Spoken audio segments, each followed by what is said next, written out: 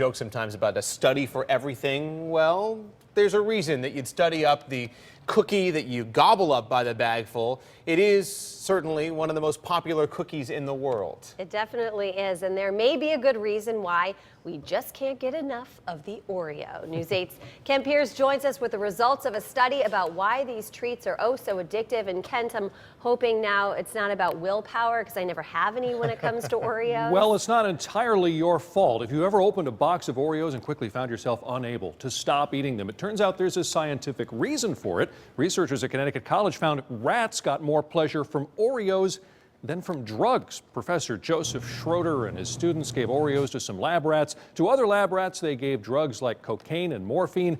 And they looked at a protein in the pleasure center of the rats' brains. They found Oreos activated significantly more neurons in the pleasure center of the brain than the drugs did. The students who came up with this study, well, she wanted to look at reasons for high obesity rates in low-income communities. And those same communities have a higher rate of drug addiction.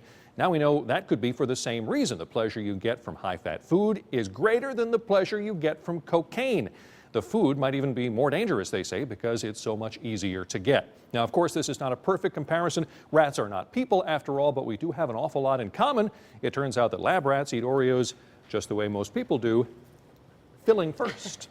I'm Kent Pierce, back to you. Trying to envision this, how the Oreos getting their little hands around the cookie and taking them apart. To break it apart and do the cream first.